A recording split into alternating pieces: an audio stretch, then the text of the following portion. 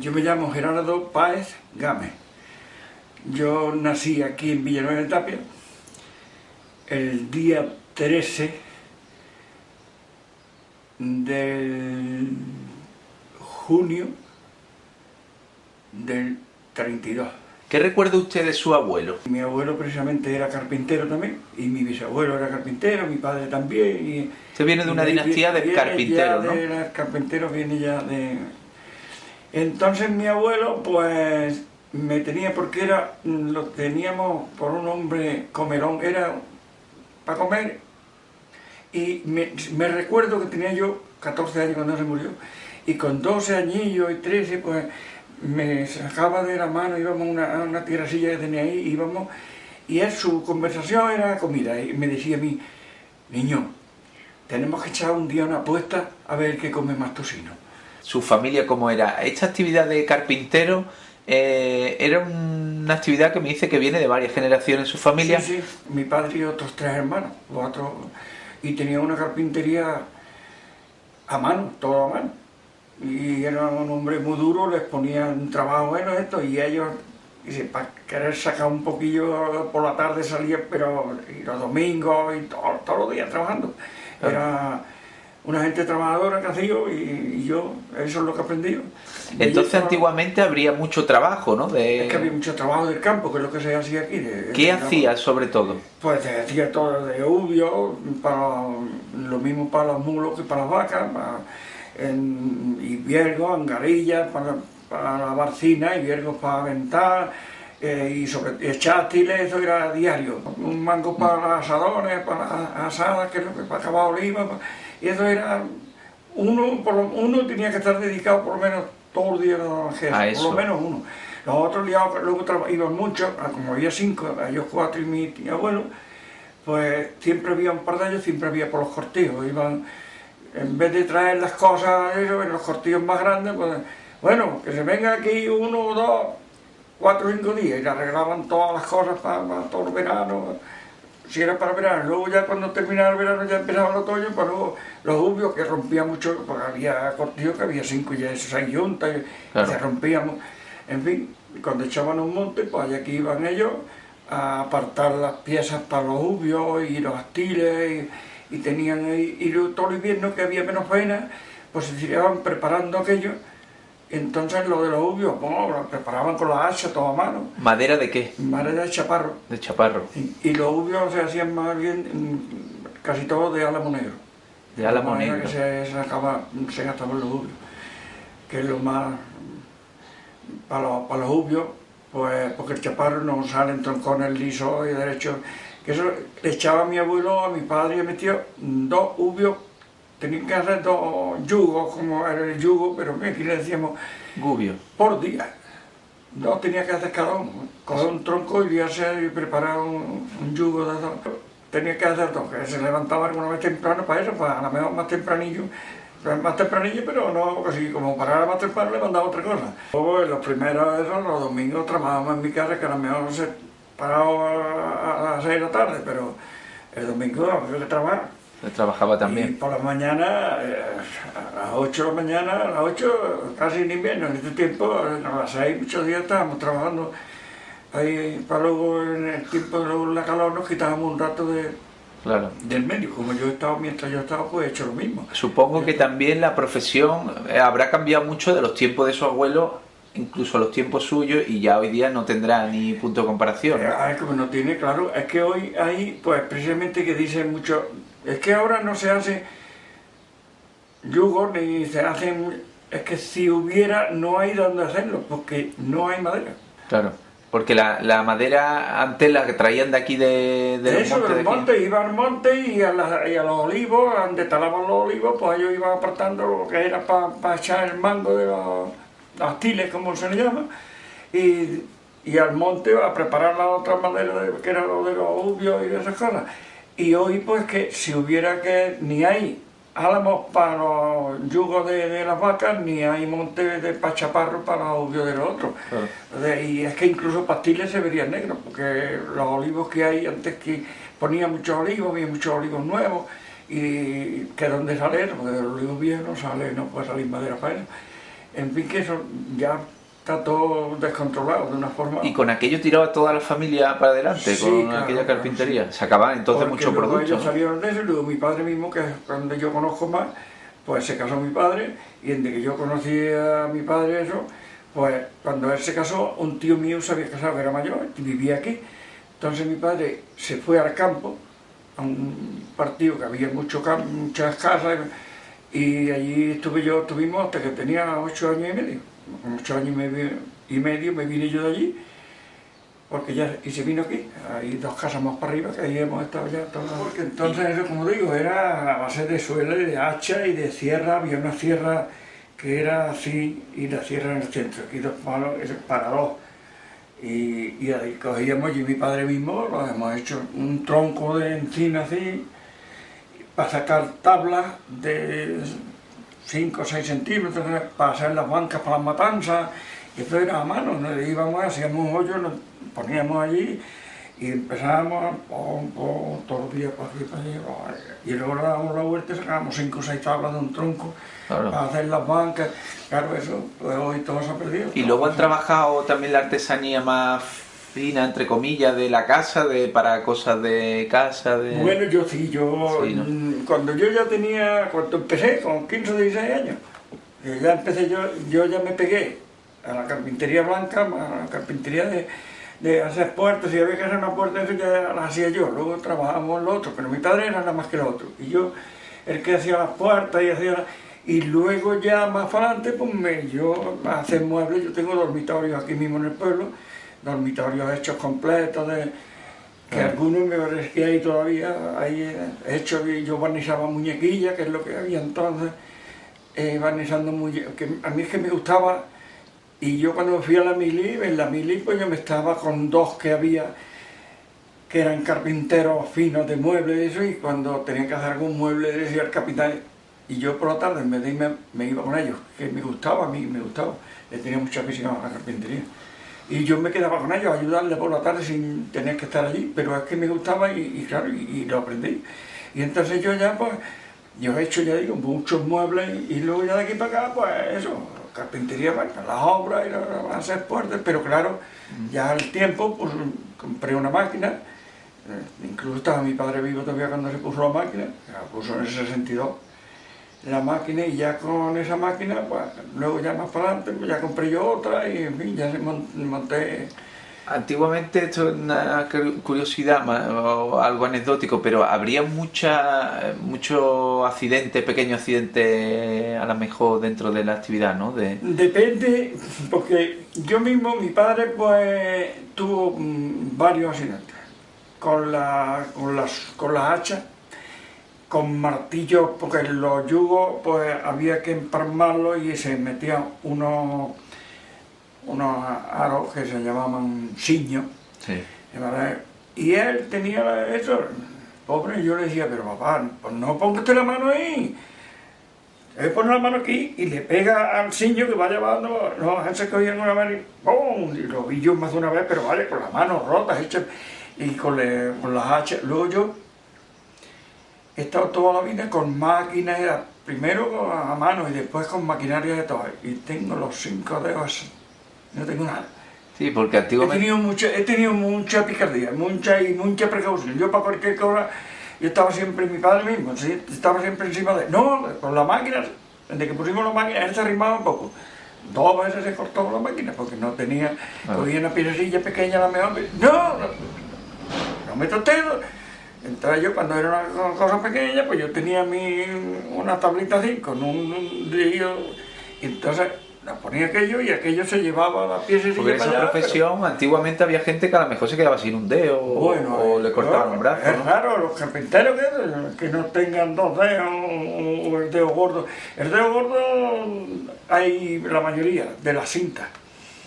La cinta que se pone, y yo es que yo cogía la cinta y cogía mi tabla, mi palo, y cuando iba por aquí por la mitad, pues ya me iba atrás y tiraba de allí, y si le empujaba con otro palo.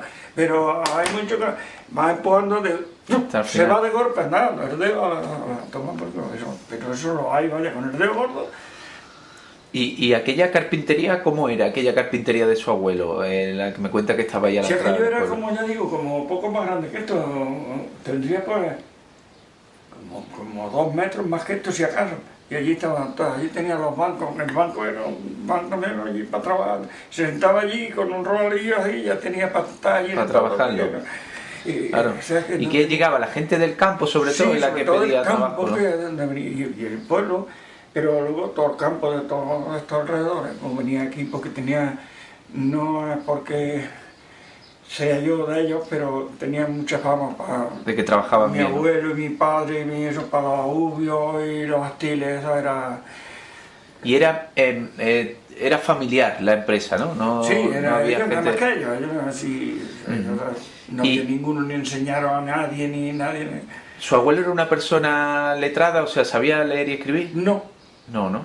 era como todos, mis tíos ninguno, ninguno había estado, incluso yo no tengo ni estudios primarios hechos. Aquellos años de la posguerra, pues no había maestro Claro. de escuela, venía aquí un maestro, estaba un mes o dos, y entonces, pero mi padre no me dejó, gracias a Dios, y buscar todos los maestros que salían, claro, Lo patadas buscaban, del ¿no? campo, venía un hombre que estaba acabando el libro de noche, pero de noche venía a darnos lesión, un hombre que sabía nos Claro. ponía problemas, claro, como yo digo, ahora yo no sé dónde nace un río, ni dónde muere, ni la cordillera, ni lo de eso estamos pegados, pero ahora yo de cuenta y Se ha aprendido solo, ¿no? sí, porque estos maestros, tuve 4 maestros, y lo menos había 2 de los que sabían mucho y nos poníamos problemas, y luego que se le dé a uno. Claro. Que vimos en la calle, había una familia ahí, que uno de ellos es cuñado mío hoy, y eran 3 hermanos, y yo siempre iba, cuando venía el maestro, bueno, en la casa de ellos, que son 3, ¿te vienes tú también? Y íbamos los 4, y yo y mi cuñado ese, es que luego nos poníamos nosotros aparte a hacer cuentas y hacer, y luego con el negocio, como yo empecé desde pequeño, de 15 años, eso pues a las cuentas, y yo que llevaba las cuentas a la carpintería. Y Gerardo, no le quiero sacar el tema tan pronto y luego se lo iré agotando, pero la afición suya de como trovero ya le viene de... Me ha dicho que tiene alguna referencia de mi bisabuelo. de su bisabuelo. Mi bisabuelo, ¿Y qué sabe de él? Dieguito Páez, que era poeta, pero él no cantaba. Entonces él no cantaba. Entonces había poco de eso, porque estuvo anteriormente a él, pues cuando estuvo más enraigado. Luego aquello se perdió y estuvo un viaje de tiempo perdido, que luego yo he sido quien lo he levantado por aquí. Lo ha recuperado. Sí, yo he sido que lo he levantado cuando... Ahora le seguiré Ahora preguntando seguimos. por aquella afición, porque me dibuja un poco cómo era su familia. Por parte de su madre, su abuelo, ¿qué sabe de ellos? No, por parte de mi madre, no, mi abuelo era un trabajador del campo, pues lo conocí también, que murió ahí en la casa arriba, que vivíamos, y ahí murió él. Él murió en el 44, sí, tenía yo 12 años. ¿Y era jornalero o propietario? ¿Tenía un medianero? Jornalero. Él vivió solo tenía una tierra así, una fanega tierra o fanega y media así. Y 3 hijas, mi madre y otras 2 hermanas que eran, y él no... O sea, por las dos partes de su familia provienen todos de aquí, un ¿no? trabajador del campo, sí, él era un trabajador del campo y ya está. Cuando yo lo conocí ya ni trabajaba, o sea, Claro. ya era mayor y no... Pero... Y su abuela, supongo que como en aquello No, entonces... mi abuela por parte de mi madre se quedó con 15 meses cuando se murió mi abuela. O sea que yo no conocí. Mi abuela, la otra, sí. Mi abuela, la otra, se murió precisamente cuando yo me fui voluntario, fui a Sevilla a presentarme, y cuando vine, en los 3 días cuando vine, se había muerto aquella mañana. O sea, que me acuerdo porque yo tenía ya 22 años. Y entonces... Era mujer de su casa, supongo, ¿no? Sí, Ama de casa. Ella de ama de casa, sí. ¿De qué vivía? Porque ustedes eran carpinteros, pero ¿de qué vivía la gente aquí en el pueblo? Supongo que mucho campo, ¿no? Aquí de campo, nada más que de campo. Claro. Aquí a las 8:30, 9 de la mañana estaba acostado y estaba sintiendo la yunta, una yunta y otra yunta. Había, aparte de los más grandes que tenían 5 o 6 yuntas, pero luego había muchos medianillos, de las 5, 6, 8 paneguillas de tierra, y unos tenían un mulo, otros, y juntaban entre dos, hacían la yunta y hacían la faena de uno, luego la del otro, y había, yo no sé, la yunta que aquí habría en el pueblo. Y los demás, pues, a cavar olivos y a quitar piedras, a enterrar majanos, y una vida desastrosa. Dureza, niños, ¿no? ya, los niños cuando tenían 13 o 14 años, ay, que venga, a enterrar piedras, a enterrar majanos. ¿Qué había de campo? ¿Qué se cultivaba por aquí? ¿Qué es lo que más Aquí lo que más había predominaba? era olivo, es lo que más aceituna, y luego, pues, el campo, pues, el trigo, la cebada, la berza, la java. Supongo que todo es secano, ¿no? Sí, de secano todo. Sí. Sí, aquí de huerta, vaya, de regadío, aparte de 4 huertacillos que había, pero regadío no. ¿Estaba la tierra muy repartida o aquí había muchos señoritos que tenían Estuvo mucho? un tiempo muy repartida, luego al poco tiempo pues, empezó ya, y se ha quedado que ya hoy aquí en el pueblo, no sé, de cada 3 casas, me parece a mí que 2 tienen tierra. Supongo que con tanto olivo habría molinos de aceite, ¿no? Por aquí, ¿no? 3 fábricas de aceite había aquí, 3 molinos. Que funcionarían con bastante Claro, trabajo. eso empezaba ahí y en ese tiempo pues había unos cagarraches, como lo dicen. A los molineros que había eso le decían cagarrache. Cagarrache. ¿Sí? Y eso pues había una pila, porque había 2 turnos, para que el molino no parara, había 2 turnos de 12 horas. ¿No? Como ¿El ahora, molino que era con bestia o era No, aquí los que había eran eléctricos. eléctrico? Ya había electricidad. Sí. Cuando usted lo recuerda eléctrico. Sí. Los 3 que había. El molino de la plaza, el molino de la joya que había otro, y otro que había aquí en esta calle. Y entonces, pues, eso era en el tiempo de a toda hora. Y cuando empezaban de las 10 de la mañana para adelante, ya estaban las bestias trayendo, porque todo venía en bestias, ¿no? Entonces Claro. no había ni carro. Claro. Y además que todo lo que había aquí, no había carrera y nada, era todo con bestias. A mediados de mayo para adelante ya se empezaba a recoger la berza, Claro. la java, y ya para junio empezaba a segar la cebada y el trigo y ya empezaba la era a trillar, esto trillaba a mano y luego aumentaba a mano. La siega era un trabajo bastante la duro, siega ¿no? era un trabajo duro, eso era un trabajo duro. Había muchas eras por aquí, Sí, que nosotros mi abuelo tenía ahí 3 fanegas de tierra y tenía una era. Claro. Y luego había unas eras que le llaman la era del Carvario. Las eras del Carvario están allí a la salida del pueblo, hoy ya está aquello. Y allí, para el que no tenía era, pues iba allí. Era como comunitaria, ¿no? Sí, comunitario, entonces pedía, a ver, bueno, pues esto lo tiene pedido fulano para tal día. Bueno, pues yo cuando termine ese entro yo. Y había 5 o 6, por lo menos para 5 o 6 a la vez, podían estar allí trillando y aventando, 5 o 6 eras. O sea, me acuerdo yo comentaba, es que la era esta la hicieron aquí cuando la hizo mi abuelo, quien fuera, y hay que ver dónde hizo la era, que esto nos entra al aire el poniente, el malaguín para aventar era el mejor, era el malaguín. Malaguín. El aire malaguín era el mejor para aventar. Sí, ¿no? Y el poniente, que ya venía de aquí más, el malaguín y el poniente eran los mejores. Cuando venía el aire este es como dos más. La producción de aceite, que es lo que también había más, ¿salía aceite fuera del pueblo? ¿Se vendía fuera o quedaba para el muy consumo poco, doméstico? entonces no había, porque fue cuando, ya digo, cuando aquello, porque hoy ya es de otra forma y hoy se envasa ahí y luego se lo llevan las productoras o lo venden para... Pero entonces lo que había muchos traspelos. Claro. Cuando la produjeron eso había muchos traspelos.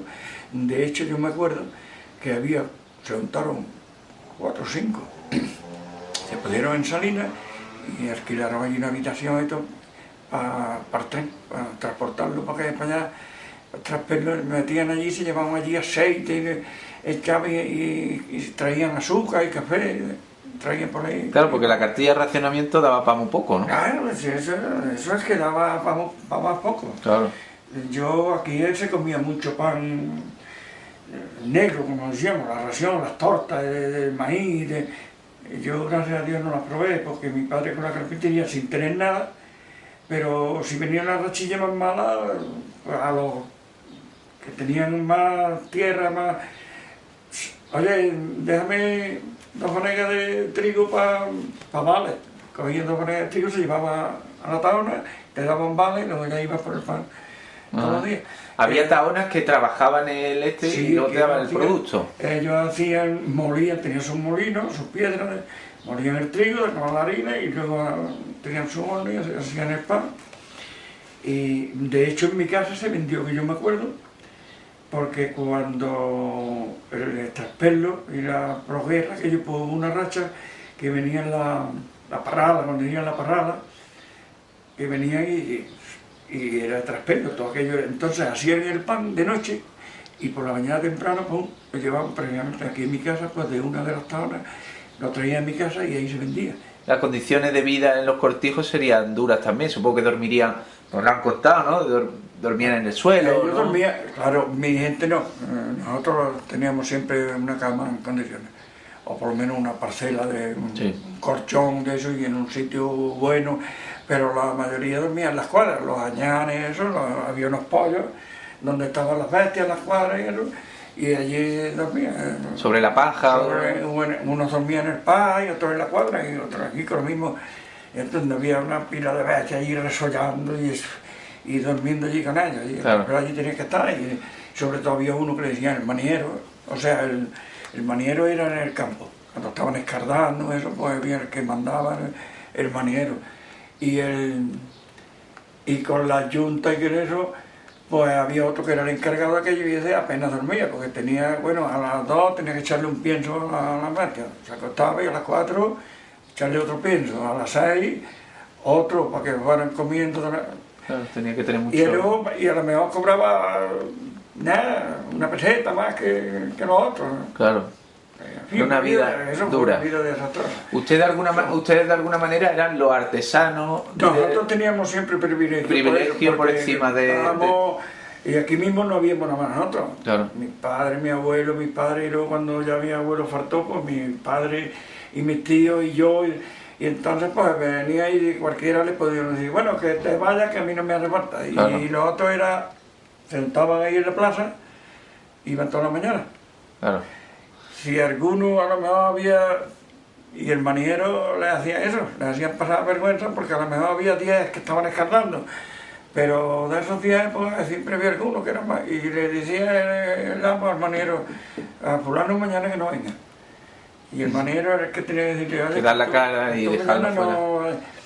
A uno que le hacían falta 2, 3 o 5, pues iba allí a la plaza y que tú vienes conmigo.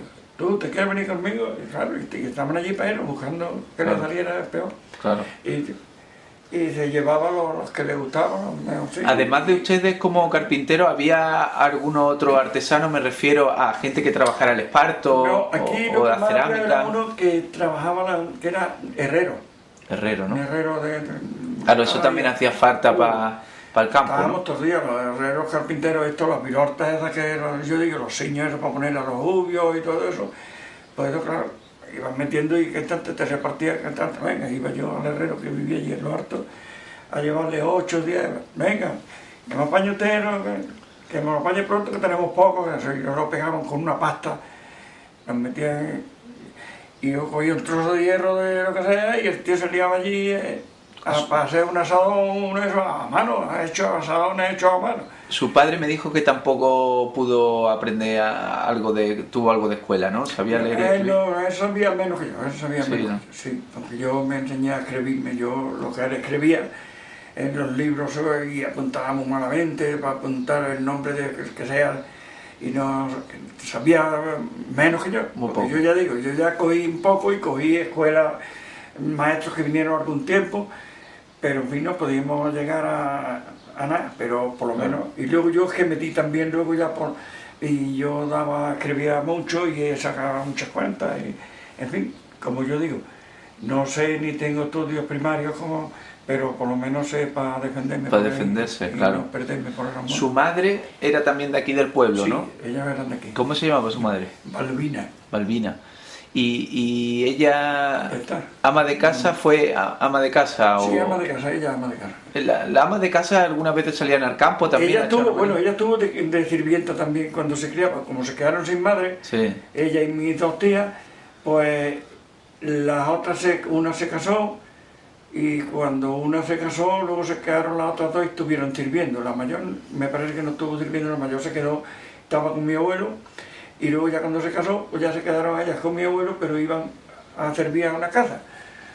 Supongo, Gerardo, que eso, las mujeres tenían el campo de acción, de actividad muy reducido, ¿no? Porque no salían normalmente a trabajar mucho fuera, sino que era la casa, y si no sirviendo en Había una que coger casa. aceitunas, que entonces se cogía mucha aceituna a las mujeres, que Claro. hoy ya no las cogen, pero entonces era todos los días, las que tenían más tiempo de día entero y las que no, de medio peón, como les decía. Y Vamos, sirviendo, esta tarde voy de medio peón. y sirviendo, ¿qué es lo que hacía? Porque muchos vivían incluso dentro de la casa del señorito, ¿no? ¿Qué es Bueno, aquí mi madre venía a su casa, pero ella estaba en una casa que estaba ahí, había una tienda, y la cantina, que era una tienda de las más antiguas que había por aquí, y allí estuvo ella sirviendo. Yo creo que no estuvo nada más que en aquella casa, 3 o 4 años, hasta que ella se casó. Pues ella se iba por la mañana y ya hasta que venía a las 11 o las 12 de la noche, pues eso. Todos los días, todos los días. Faena, todos los días, sí, todos los días. Entonces en la casa había muchas más cosas que hacer que ahora, Sí. porque no había electrodomésticos Había como ahora. allí mismo en aquella casa, pues había por lo menos, eran 5 o 6 de la casa, y pues claro, sucia, y no había electrodomésticos, había que lavar a mano, todo, y hacerlo todo a mano, no había fregón, o sea, todo a mano. Y pues claro, terminaba por la mañana, venga, a desayuno, a ponerle desayuno a los 2 años, y terminaba, venga, a fregar platos, y yo a lavar, y a fregar suelo, y a preparar la comida para el mediodía, era de que se levantaba a ser el día hasta las tantas de la noche. Bueno, pues la casa ya me crié, tenía, entrando por ahí, estaba el cuerpo de cada y una habitación que la cama estaba pegada, cogía, mira, aquí y a los pies, pegando los dos cabeceros de la cama a la pared. Y había que, una ventanilla que había que subirse en la cama para abrir la ventana, una habitación muy pequeña. Había un pasillo y un patio y la cocina. Pero la cocina era muy pequeñita. Y arriba pues teníamos 2 cámaras, como decíamos, 2 camarillas, no eran habitaciones, y luego otra más grande, que donde había 2 cámaras, donde dormíamos yo, mi hermana y mi hermano, 3 que somos nosotros. En esos dormitorios supongo que no habría lujo ni comodidades como hay ahora, ¿no? Sí, pero sí, yo te voy a decir una cosa. Yo me vestí de novio cuando me casé, con la luz que entraba por... Aquí había 2 casas que eran, esta de arriba, la que pega esta, y la otra, que la mía era la de arriba y es mía hoy, porque está mío ahí. Entonces era de uno solo. Y luego lo partieron y hicieron 2 casas. Y meramente donde está eso, pues había un foco, una luz para la calle. Era un alumbrado público, una bombilla que había. Y por esa bombilla entraba a la ventana nuestra y a la ventana del vecino. Y esa es la luz que teníamos allí arriba. Teníamos una bombilla en la casa, en cada casa había una bombilla. Porque usted de niño conoció la luz eléctrica ya. Sí, sí, claro. Sí, pero de todas maneras seguiría funcionando a la mejor. Pero es que teníamos una bombilla en la casa y ya está. Una. Entonces arriba, como yo digo, pues con esa luz que entraba, pues entraba la luz, abríamos la ventana y entraba la luz, y yo me acuerdo que yo me vestí de novio allí arriba vistiéndome, y tenía yo ya 26 años, con la luz que entraba por eso. Pero usted conocería los candiles, ¿no? Había que encender un candil, pero digo que si no estaba aquella luz había que encender un candil, y el candil estaban los candiles colgados allí, porque el tanto se iba la luz, y si tenía que ir para algún sitio, pues yo, de hecho, pues he hecho muchos ataúdes con un candil, porque miren si seríamos torpes, y hay que ver, teniendo una bombilla en la casa y no tener, decir, mira, yo voy a comprar, a cobrar, a apañar un cable y me llevo la luz a otro lado. La luz allí, nada, a la carpintería con el candil, y toda la noche con un candil allí haciendo un ataúd, toda la noche yo solo pegando allí martillado. Ataúdes hacían ustedes desde siempre, ¿no? Yo he hecho muchos, sí, aquí se hacían siempre. Aquí vinieron los primeros ataúdes a partir del año 50. A partir del año 50. Vinieron ya hasta los 50 eran hechos a mano. Bueno, me ha contado también que bueno, que su padre heredó la misma actividad que supongo que desde muy pequeñito en este tipo de gremio se le enseña a uno el trabajo y Y lo aprendería su padre igual que usted lo aprendió. Igual que yo lo aprendí de de niño, mi ¿no? padre, pues él lo aprendió del suyo. Estaba, como no había escuela, pues estaba Claro. pues de niño estaba metido en la carpintería. Y si yo pues pasaba igual. Yo me acuerdo que estaba mi padre trabajando una vez en el campo, en un cortillo, labrando vigas, y yo intenté hacer, tenía yo 14 años, hacer una mesa con su cajón para una cocina. Y la iba haciendo y digo, no, hasta que no la tenga que terminar, y cuando lo que hacía un día lo escondía para que mi padre luego no lo viera.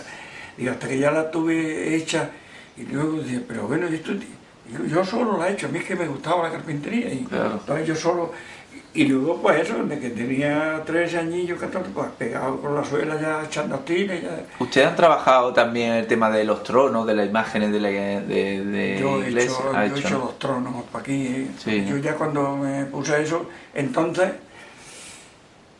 a lo primero, pues yo el que manejaba los tronos, había una que ella se ha quedado para vestir los santos, todavía ella ha seguido vistiendo santos. Ella es la que vestía los santos y yo el que apañaba los tronos. Había un trono solo, llegaba la Semana Santa, salía una procesión.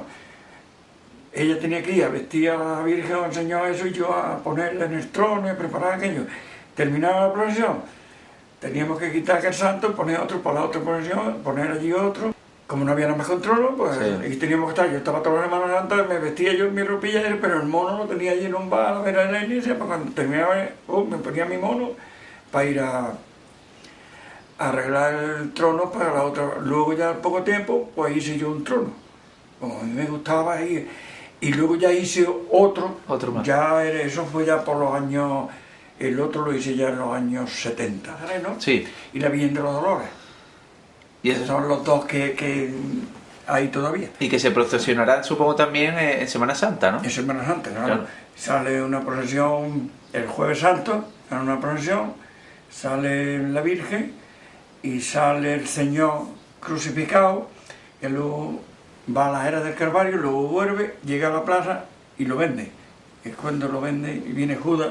Así hacen Viene una... Simón, teatralizan un poco, ceremonia sí. y viene Simón, que se queda atrás en una casa y luego ya lo pone ahí los soldados romanos y Simón viene ahí dando vueltas y cuando le dicen, allí está el Señor, sale corriendo, entonces van los soldados romanos y viene él y empieza a investigarlo, a ver, y ofrece, se hacen las señas por 35 Moneda, ¿no? monedas de aquellas, y el capitán de los soldados romanos le dice que no. Como el capitán le pide y él le da 10 nada más, y luego el otro ya se viene a 30 y el otro 15, mira, hasta que ya llega a un acuerdo y luego se arrepiente y va otra vez mirando y dando vueltas y va otra vez a decirle que está arrepentido, que no, y el capitán de los soldados romanos dice que no, que ya eso está, y entonces tira la bolsa, la bolsa de las monedas que llevaba, Sí. las tira y va y le ata una toalla en la cruz y ya está en la procesión otra vez, fíjense. Eso lo hacen aquí desde siempre, ¿usted Sí, lo recuerda siempre, desde niño? Siempre, desde niño, y que hubo un cura que quiso quitar algunas cosas, luego tenía una cosa, una tradición, que el que quiso quitar el cura, entra a la procesión, la calle adelante, sale por allí, da la vuelta, entra a la calle adelante, baja por esta calle, esa calle para allá, y luego sube para la plaza, pero la Virgen sigue para adelante. No, la Virgen se queda ahí en la esquina esa y el Señor sigue por allí. Y la Virgen ya luego la suben y la corren. Van unos pocos, suben a lo alto de la calle y el Señor está puesto en la otra punta. Entonces viene San Juan y entonces salen todos con el trono y la Virgen, todos corriendo con la Virgen para ir y los soldados romanos le cortan el paso. Cruzan la espada y se vuelven para atrás corriendo y luego otra vez para allá y ya a las de 3 veces pues le abre el paso y ya se enfrenta la madre con el hijo. Eso tiene que ser bonito, ¿no? Por eso es una tradición, es una tontería, pero una tontería que es una tradición muy antigua. Nosotros, vamos a ver correr a la Virgen. Es que ya, y vino un cura ahí que, bueno, nos levantamos al pueblo. Usted se mandará a la iglesia o todo lo que quiera, pero esto no. Claro. Esto no, pues, es que la corona, pues la corona se le pone, entonces le compraron, lo habían comprado una corona, no, bueno, pues para correrla que le pongan la más vieja, porque claro, los traqueados no van corriendo, pero quitarnos de correr la Virgen ni hablar. Claro, es una tradición. Es una tradición del pueblo y es que era... Usted la recuerda de siempre, De ¿no? siempre, yo me acuerdo. Mi padre de eso, de hecho mi padre cuenta que él fue soldado romano, yo también lo fui en mi tiempo. Fui O soldado sea que hay romano. gente que teatraliza la Semana Santa, que unos van de romano, otros van de, Sí, van de los irán de soldados romanos, Judas, van los soldados romanos y los apóstoles. Los apóstoles. Que son los dos apóstoles. Y los soldados romanos, que son el capitán, teniente, sargento, y 10 soldados, me parece que son los que más. Que hoy está quedando ya gente, algunos van, muchos muchachos, porque no hay gente ya que salga, Claro. la mayoría. Y me cae aquí un hermano mayor que lleva eso y lo llevan muy bien y hace compromiso. Pero ahora, para la Virgen y para el Señor, para los tronos, para llevar eso, para eso sí. y se corren, ¿no? Se siguen corriendo. Se corre y salen todos gente de 20 y 30 años y 40, trajeados, todos vestidos en condiciones y eso. Pero luego ya para las profesiones más pequeñas, hay otras profesiones más pequeñas y para los apóstoles, bueno, muchachos pero para los soldados romanos sí salen todavía gente más. ¿Y qué más fiestas recuerda o tradiciones de aquí del pueblo? Me refiero, aparte de la suya, que ahora nos vamos a poner a hablar de ella. Sí, porque esta mía es de ahora, Claro. Antes no existía aquí tampoco, esta de los cuatro. Aquí, Carnaval, por ejemplo, se el carnaval celebraba. es lo que la tradición más eso que aquí era la Semana Santa, el carnaval y la feria. Y la feria, Había una feria de ganado, la más grande de por aquí, sí. en un pueblo tan pequeño. Coincide que era la última de por aquí. La última de por aquí. Aquí había la feria y 3 días de feria y un día de camino de un pueblo a otro. Como era todo a pie, Claro. pues era todo un día de camino. Que la feria de Loja, me acuerdo, era el día 4, 5 y 6. Y el día del Trabuco aquí no había camino. Era al otro día. El día 10 de octubre era aquí la feria. Y era la última ya de por aquí. Ya pasaba al Salá, que está ahí ya más para En allá Granada. de Granada. Y entonces ya, pues claro, por eso era la más grande, porque el que tenía que vender ya vendía, y el que tenía que comprar también compraba, porque ya uno tenía ojeado una bestia, una yunta, uno de vaca, de mulo, de lo que sea, y dije, a ver si me la deja, y ya venía, si no me la deja tanto le doy ya lo que sea, pero yo tengo que comprar. En aquellas ferias de ganado, ¿qué había? ¿Qué ganado había? Había venían piaras de muletos y de yegua y caballos y vacas, y se ponía todo ahí por arriba que no había casa, eso lleno y todas las calles el primer día por la mañana, me acuerdo yo me poníamos en la esquina, yo y todos los de por aquí, a ver entrar las vacas, piaras de vacas, Sí. y piaras de muletos y guarros y cabras y ovejas, venía de todo. Pero La feria claro, de ganado, que luego fue la feria de luego, fiesta. hoy está, luego había, sí, porque luego, entonces que no había nada, luego de fiesta no había nada en la feria. Claro. Bueno, había, venían de campo y de todo y pasearse y venían los cochecitos y venían en pequeña escala, hoy ya vienen todos los que vienen en grande y hoy ha recuperado en Canna, ha recuperado una feria aquí, que es la primera son los poetas, hoy en día. Es la fiesta más grande de Villanueva también. Sí. Y la feria.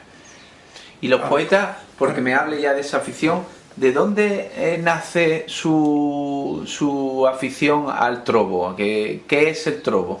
Bueno, pues el trobo es que mi abuelo pues era trovero, era poeta, como aquí decíamos. Aquí decíamos Su bisabuelo, ¿no? Mi bisabuelo. Entonces, pues de ahí lo llevo yo, porque eso es que hay que llevarlo. En lo que nosotros conocemos, hay quien lleva 40 años detrás de mí y de otros de eso y van todas las noches a escucharnos, pero no sabe hacer una quintilla. Y entonces yo lo llevaba de mi bisabuelo. Y yo cuando estaba en la mili le escribía a mi mujer, lástima de que eso se haya perdido.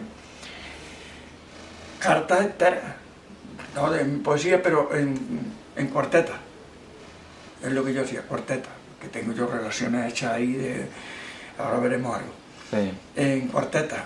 Pero luego ya pues me inculqué yo con la quintilla, que es lo que se hace verdaderamente, que es lo que ya es profesional, la quintilla. Y yo iba por ahí, pero aquello se cortó un poco tiempo. Se cortó, en la Progera se cortó Y luego se empezó, y una noche pues vine yo a comer para ir a llevar unos palos que yo había preparado a una obra. Por la noche yo tenía un Citroën y me encuentro que hay 2 poetas en la televisión. Y digo, digo, niña, pon la comida que vamos a comer ahora, cuando comamos llevaré yo los palos esos. Que esto hace mucho tiempo que no he visto yo. Y era un hombre y una mujer. Digo yo, y José María Íñigo era el presentador, años 70 aproximadamente. ¿Vio usted en la tele que había...? Estaba un hombre y una mujer cantando, y digo, pon la mesa que vamos a comer. Y yo voy a ver eso. Y cuando terminamos de comer, pues digo, venga, y cogí a mi niño y me lo llevé para llevarlo conmigo en el coche. Y cuando venía, pasábamos por cerca de un bar que había ahí en el campo y digo, voy a tomar café. Y me encuentro que había 2 poetas cantando en la puerta del bar. Y digo, ¿será posible que esta noche viene esto de poetas? Y esto es que... Bueno, tanto que es que había uno de allí, de aquí, estaba allí en el bar, digo, ¿tú vas para el pueblo ya? Dice, sí, digo, pues toma, llévate a mi niño. Era un vecino de aquí, digo, llévate a mi niño. Le dije a mi mujer que ya iré yo un día de esto por allí.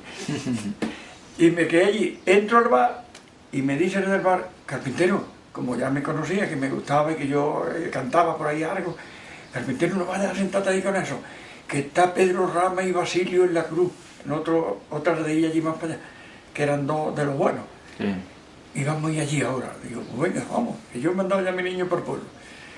Nos fuimos allí y allí canté yo la primera copla que está rodando por esos mundos en todas partes de eso. La primera copla que yo canté al público así. Bueno, yo había cantado ya más, pero la primera que yo lo canté con poetas de verdad fue aquella.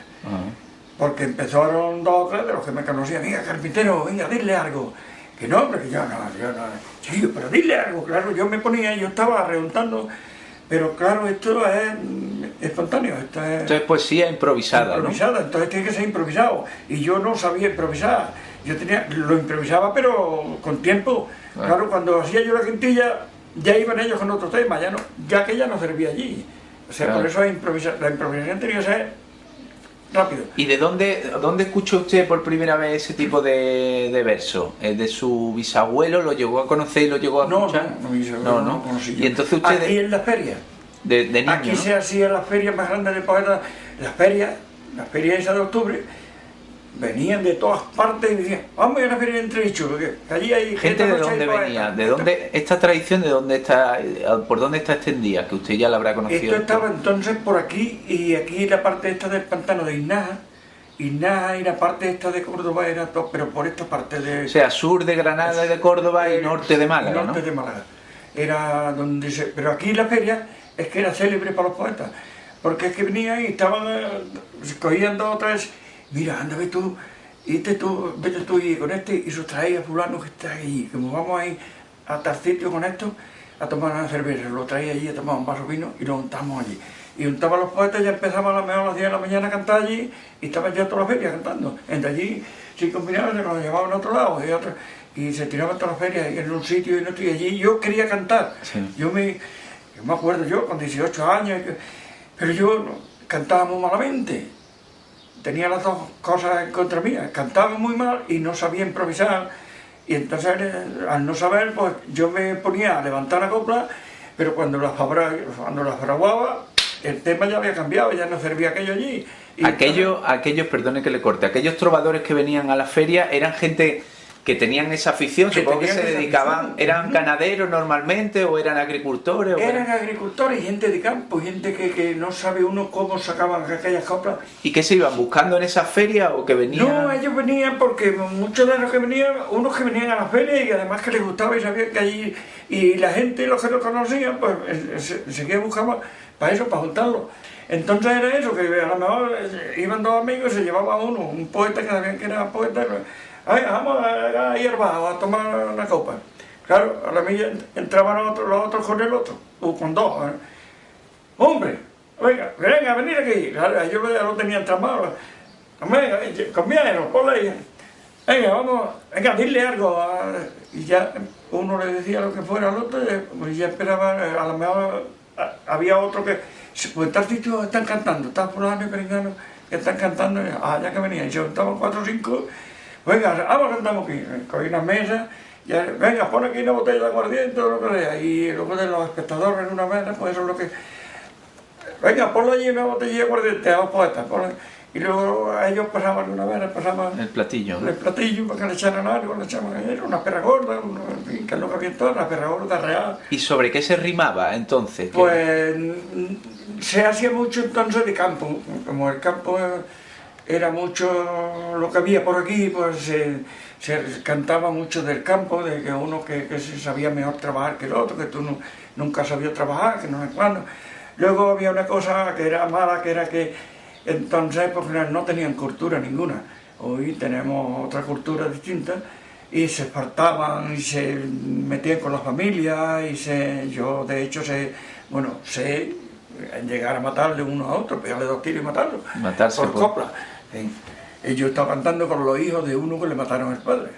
Y yo estaba cantando con ellos y cuando era más pequeño, luego ya de mayor, ahora no hace mucho, estuvimos aquí en la vida cantando y uno de ellos estaba allí escuchando.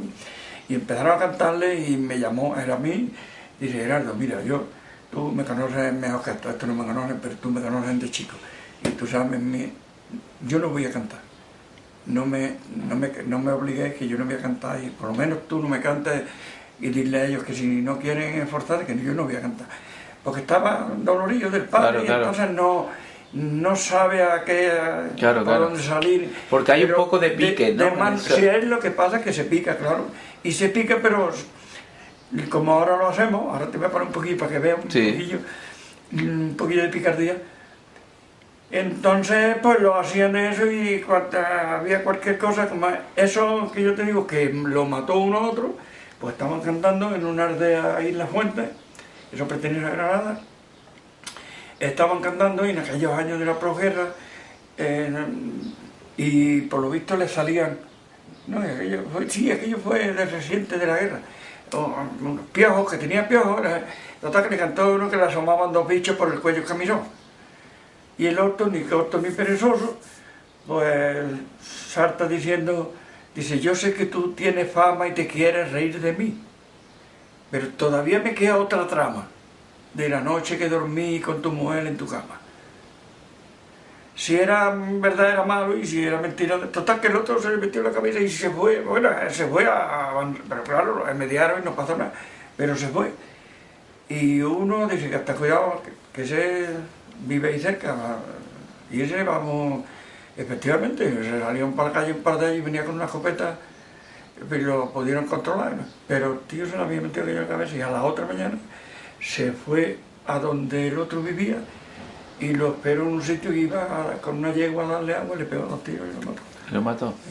Hoy no se cantan coplas de esas, claro. Cantamos con educación, nosotros nos fartamos no, nos metemos pero con nosotros. Sí, de cosas más divertidas, ¿no? Hay uno que es guardia civil, que ya está jubilado, y cuando estaba en activo igual. Nosotros, ese y yo, pues cantamos y hacemos unos pies forzados que le llaman, que el pie forzado es que tenemos que empezar la copla con lo que termine uno, tenemos que empezar el otro.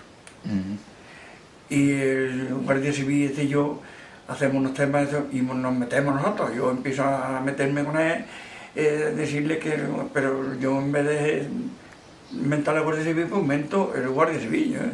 Como la otra noche, no hace mucho, y canté 2 de las coplas, de las mejores que he cantado con este guardia civil. Porque estábamos eso y le canté una copla que decía, digo, ¿Cómo era? Mi abuelo me dijo a mí que un gitano se murió, sin parar de maldecir al cura que bautizó al primer guardia civil. Y luego le canté otra que digo, el verte me da alegría porque ya nos conocemos. Muérete ya cualquier día, porque con un guardia más o menos apaña la compañía. Y mira, es así. Y luego empezamos, otras veces empezamos un tema con la carpintería.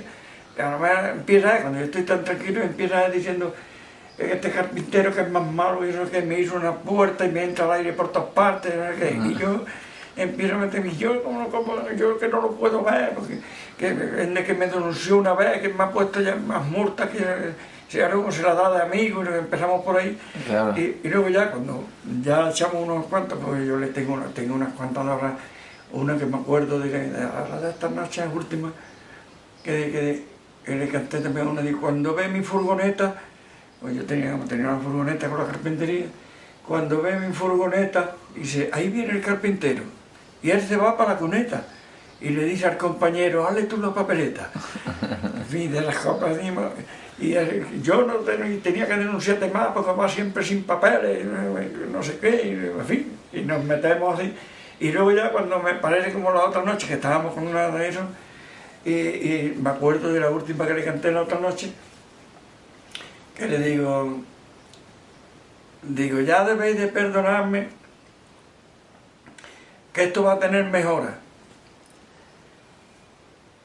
Yo enritarme, no voy a enritarme.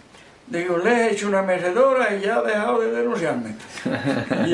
y él me canta lo que sea, en el pasión. Siempre son con un punto divertido, ¿no? De pues gracia, ¿no? De nosotros arte. intentamos nada más eso, divertir al público, claro, y divertirnos nosotros.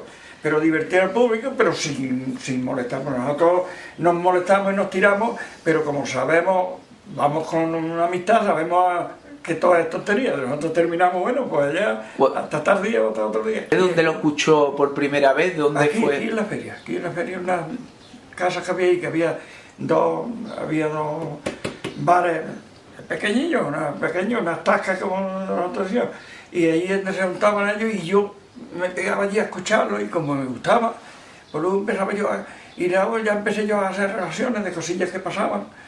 ¿Cuándo se relacionó con otros troveros de por aquí de la zona? No, ya era porque joven? de aquí es que no había cerca, aquí no había ninguno. Entonces usted esperaba la feria para un poco sacar su afición. Yo iba y además ya yo escribía luego mis cosas de lo que pasaba aquí. Había cualquier cosa que pasaba, venía el carpintero, bicho, lo que le ha pasado a este o el otro, y les hacía yo una relación que antes de sacar la relación a la luz, yo lo llamaba, mira lo que he hecho.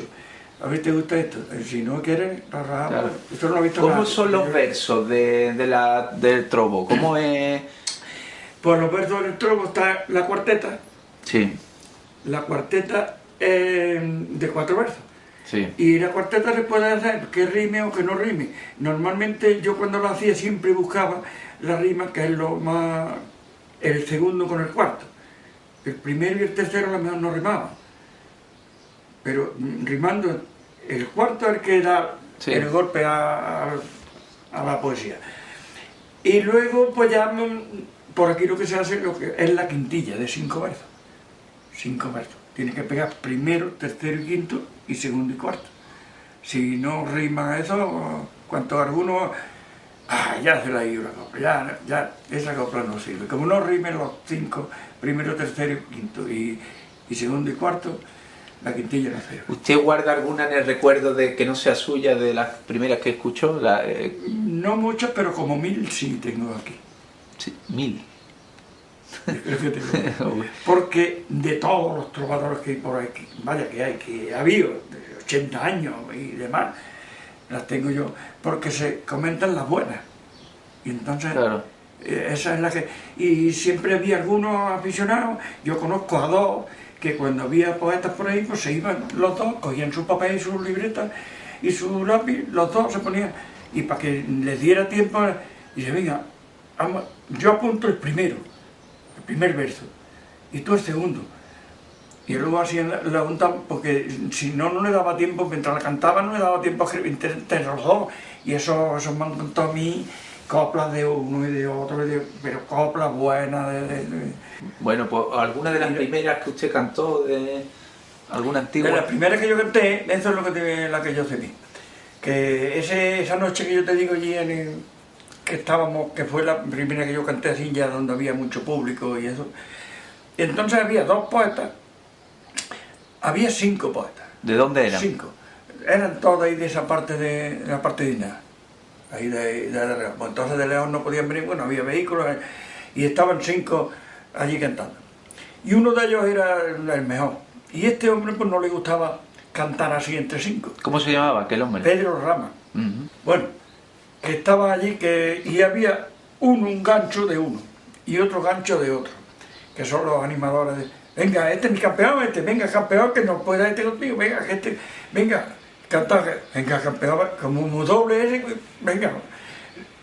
Y entonces uno o 2 estaban, venga carpintero, cántale, yo no, venga, dile algo.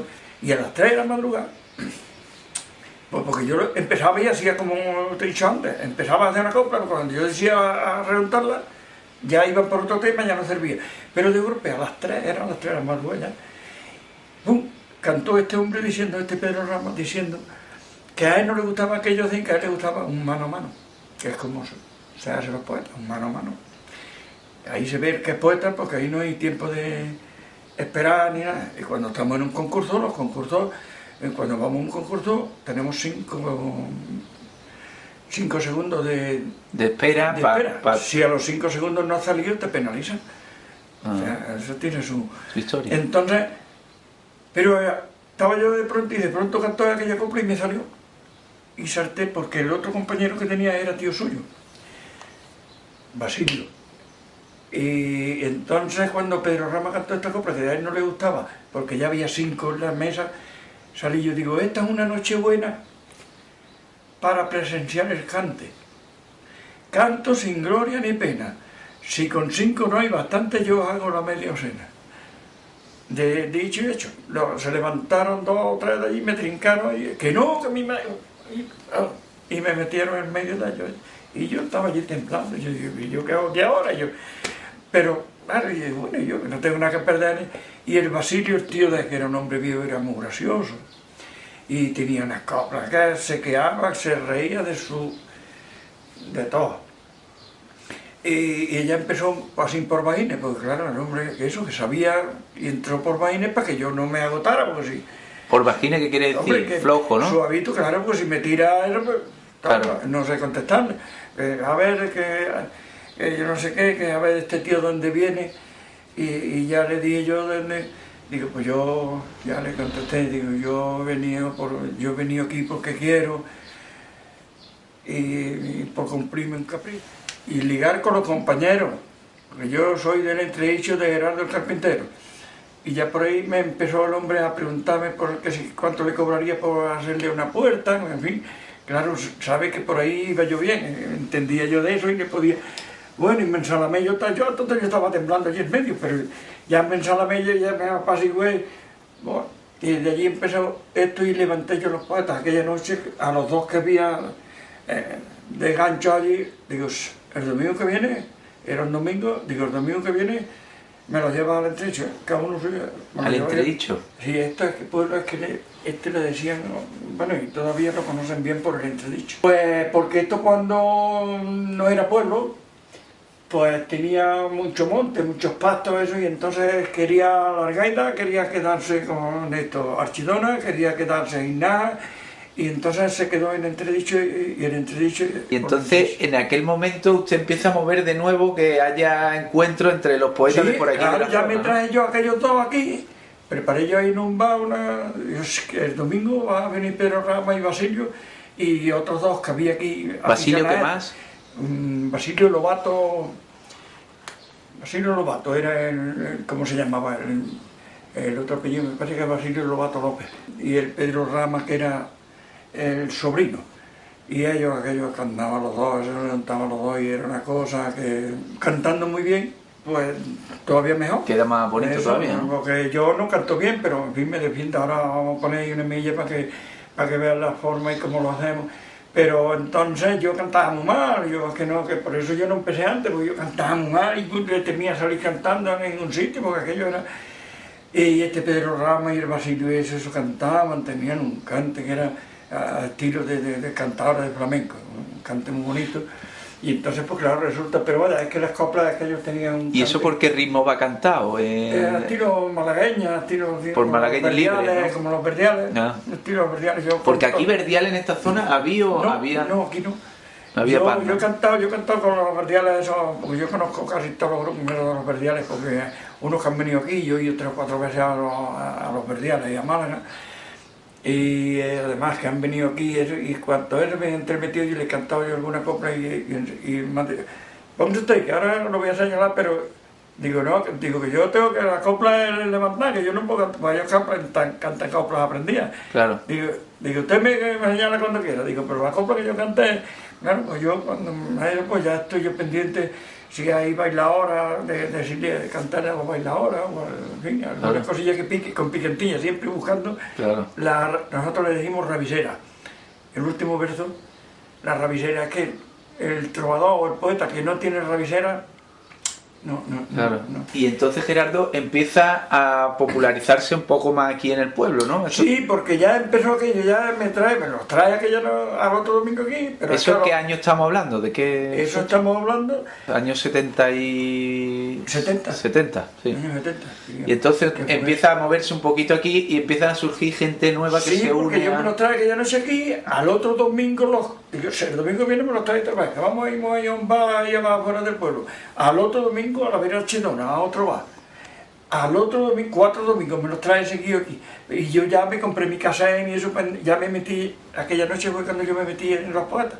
Compré Claro. mi cassette y cinta y eso, y ya le diría yo a los otros, cuando tengáis por ahí, que ahí se juntaba por menos de nada, porque ellos eran trabajadores del campo y eso que está entera la noche iba y había uno, y dice, oye, está aquí Basilio, hombre, ándame tú, ándame por Pedro Rama, y de ahí va por Pedro Rama y está acostado y dice, venga, levántate, está ahí tu tío Basilio, que vamos a echar un rato. Levantarse el tío de la cama y venirse allí a cantar y a beber vino y a las 7 de la mañana tener que ir para poner la ropa para ir a trabajar al campo. Claro. Y otros días perdían el peor.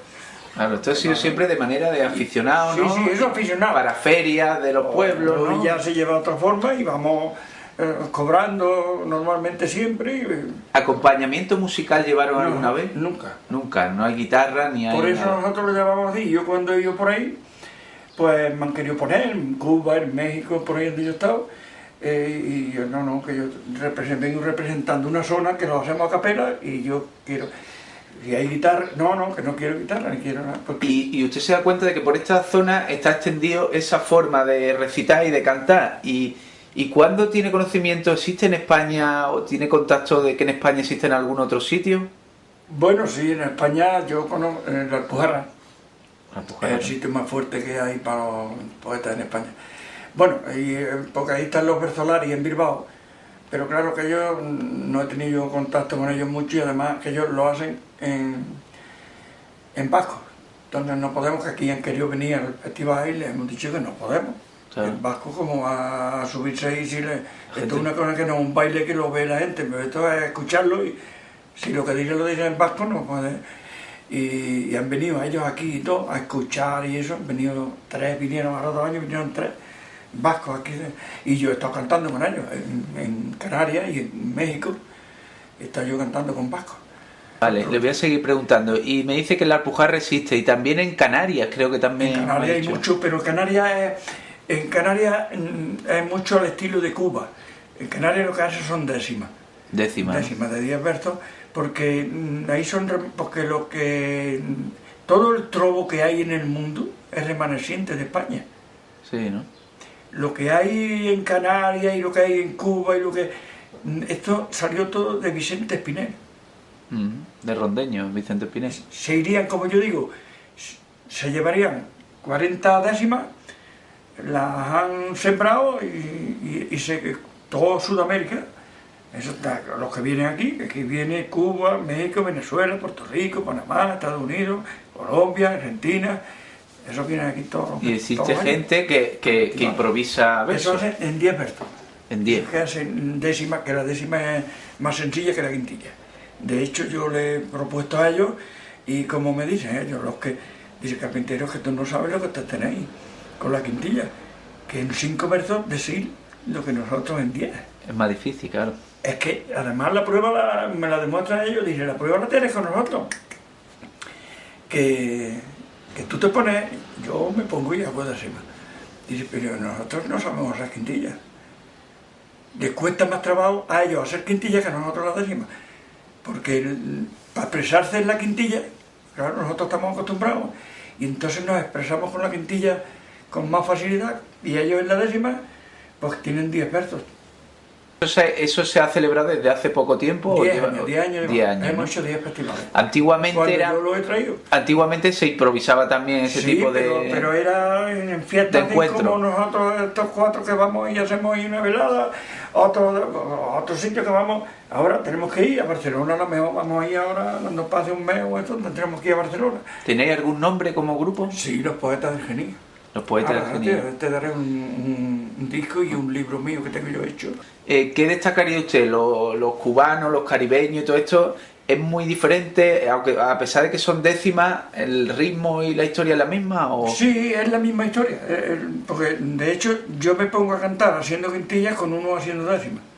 Podemos hacer la controversia, porque casi siempre la hacemos así, porque uno de esos a lo mejor, entonces, bueno, tú, venga, nosotros hacemos el cruce, tú haces la décima y yo quintilla. Hemos llegado, es una cosa muy bonita, eso lo hicimos el otro año y ya todos los años echamos un ratillo de poner hasta 3. Y eso está muy bonito porque un cubano, un panameño y uno de nosotros.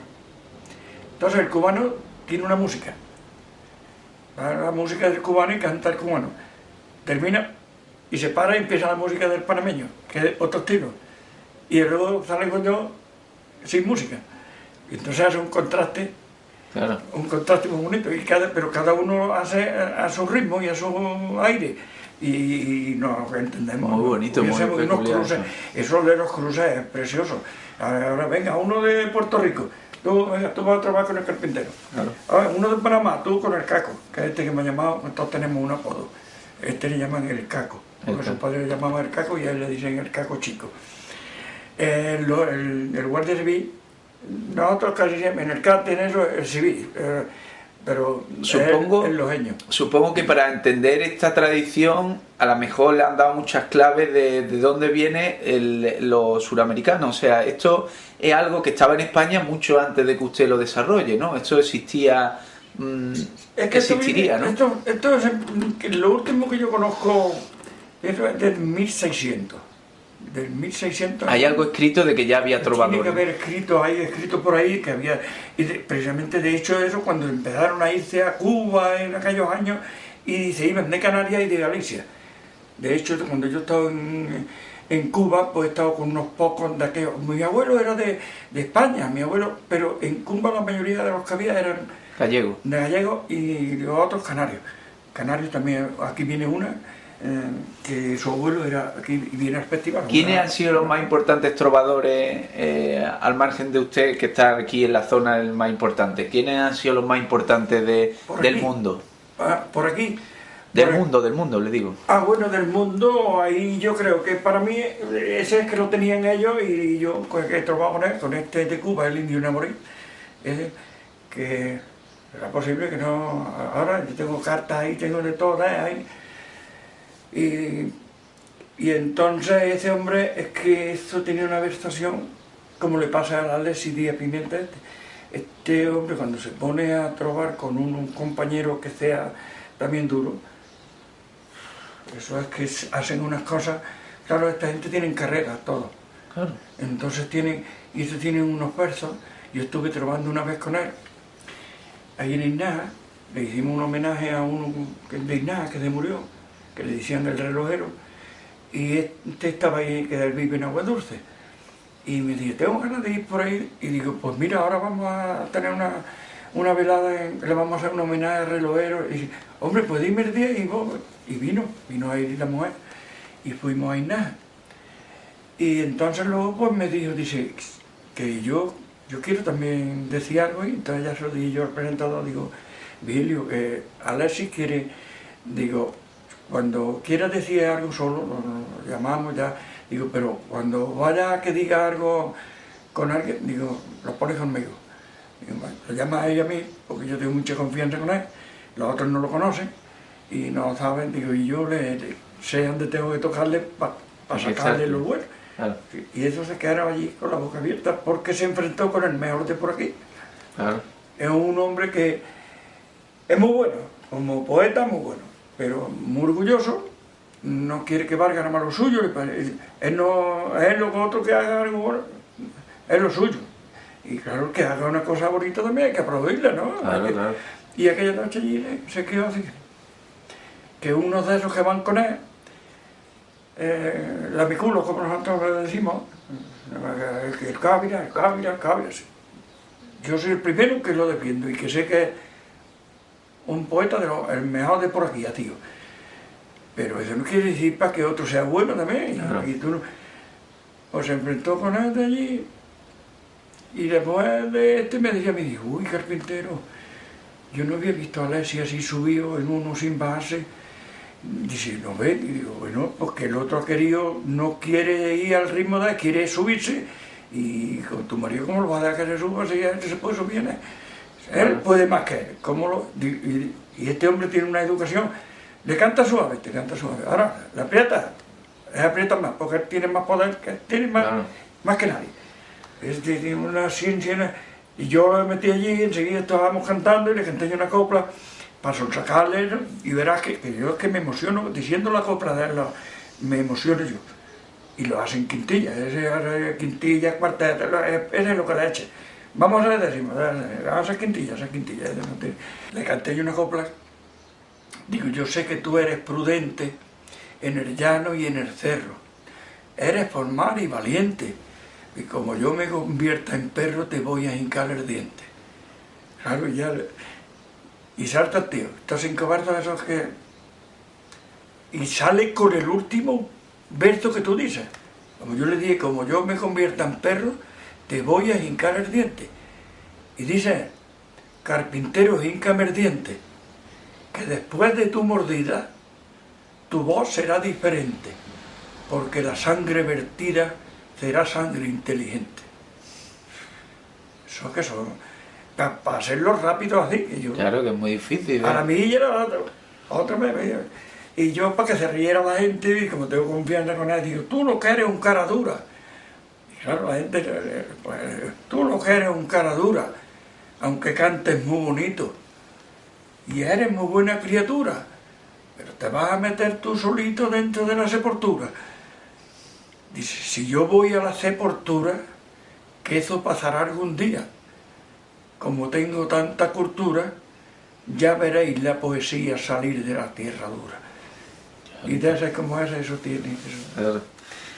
Eso es precioso, es que tiene una versación. Claro, ellos también, ¿no? Que los latinoamericanos tienen mucho vocabulario, tienen un vocabulario más rico, claro, casi que por el eso, nuestro, porque tienen estudios, entonces, claro, como yo les digo, y este mismo Alessi me dice a mí, pues yo hablo con el gestante le llamo, y otra vez le llamo, está en México, está en Venezuela, está en Argentina, él vive de eso, y él va por ahí, hace libros, y entonces, pues él me dice, pues digo, a ver si es que yo es que no tengo estudio ninguno. Claro. ¿A ti no te hace falta? Digo, hombre, no me hace falta, pero si lo tuviera, yo me pongo a hacer podemos hacer una rima de mando, por ejemplo, y yo le saco, si yo saco 6 rimas o 8 de mando, él saca 10 o 12. Claro. Pues lo tiene estudiado. Tiene más mundo también, hombre, tiene más mundo y cultura. El estudio claro, pues tiene, y sabe palabras. Referencia. Sabe palabras que yo las sé cuando las dice, pero si yo que no las he leído, claro, no me acuerdo de ellas.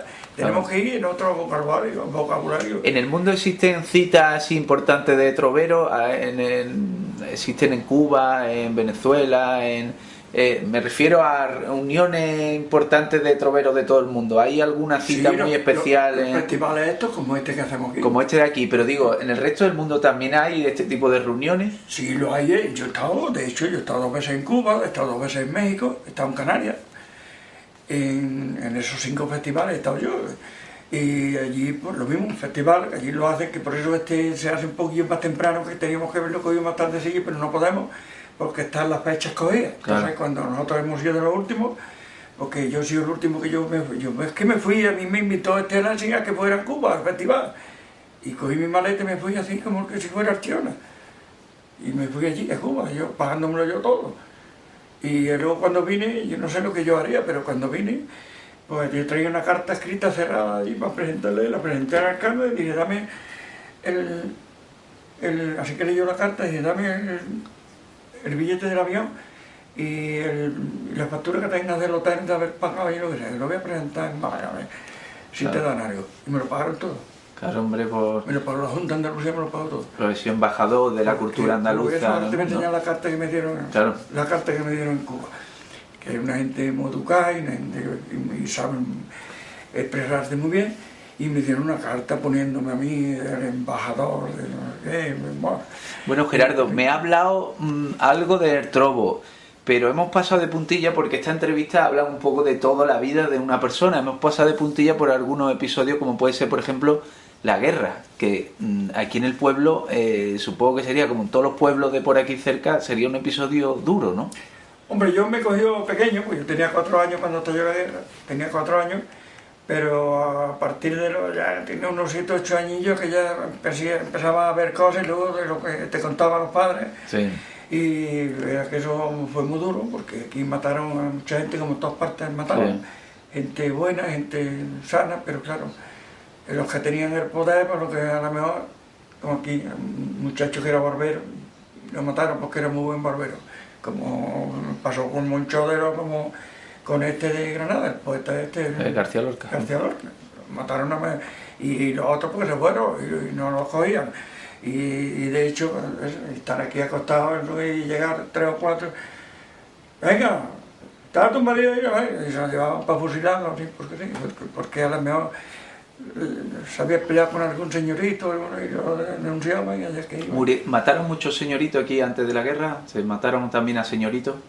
Señorito que yo sepa no mataron a ninguno. No. Pero luego la entrada de las tropas nacionales sí fue fuerte. Sí, aquello fue duro, porque claro, y aquí toda una gente que eran todos conocidos y aquí había mucho odio al principio, por eso, porque que sabían quién había mandado a que mataran a aquel, pues la familia, claro, quiera que no quiera. Quedó una posguerra dura, ¿no? La posguerra fue dura, sí, la posguerra fue dura. Y dentro de eso aquí no fue muy peor, porque por lo menos empezó a haber y había trabajo y la gente comía como había, porque el campo es muy distinto a la ciudad, claro.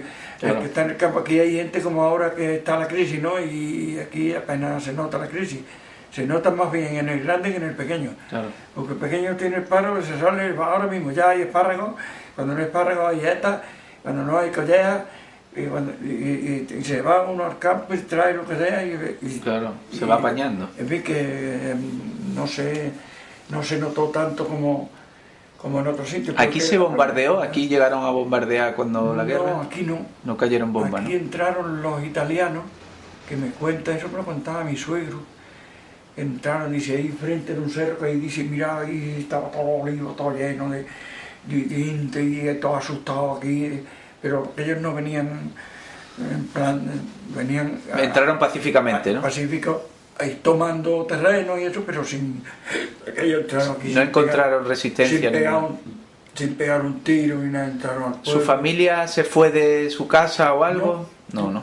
¿Sufrieron alguna baja en la guerra? Mi familia no, porque mi padre precisamente estaba bueno en el cortijo. Yo me fui con 3 años, nací en el 32, tenía 3 años, bueno, cuando yo me fui allí, y allí, cuando estalló la guerra, estábamos allí en el campo. Y yo me acuerdo, teníamos una perra atrás en la puerta y las balas pegaban allí, de otros cerros, allí tirando, allí, y la perra chillando, y nosotros y mi madre metidos debajo de la cama, porque mi padre había ido cuando fuera, y metidos debajo de la cama yo y mi madre. Y eso me acuerdo ya, tenía yo, pues eso, 5 años, 4 años. Tenía 4 años, pero ¿te acuerdas de esas cosas? Claro.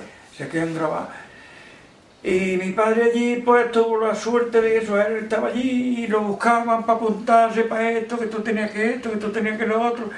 Y él se fue cantoneando para aquí, ni se apuntó a un lado, ni se apuntó a otro. Y salió por ahí bien. Claro, con la carpintería, pues él se llevaba bien con los ricos, se llevaba bien con los pobres y no se apuntó a ningún sitio, y salió para adelante y ellos no tuvieron que irse, ni mis tíos, ninguno de mis familiares. ¿Se sabe o se ha sabido después el número de bajas de fusilados que hubo durante la guerra? ¿De gente que fusilaron? Aquí es que yo no sé cuánto, pero hay que fusilaron un día unos pocos, los llevaron en un camión ahí y los fusilaron, pero es que no sé si había, si eran 10 o 12. ¿Los llevaron a dónde? ¿Ahí al cementerio? Ay, no, se los llevaron ahí un poco a 2 kilómetros, aquí, y allí dijeron, no, allí los enterraron, luego ya los han sacado y tienen una tumba en el cementerio. ¿Alguien de su familia fue al frente o tuvo que ir a pelear? No. Mis tíos tuvieron el servicio militar y eso, pero en el frente no hubo ninguno. Un tío mío, uno que fue que estaba recién acabado de jubilar, de licenciarse cuando aquello, y lo recogieron otra vez y eso, pero no tuvo enfrente ninguno, no. Ni, vaya que no tuvieron, no, ninguno tuvo ningún frente de la guerra. Por ahí tuvieron suerte. Es capaz, ¿no? Bueno.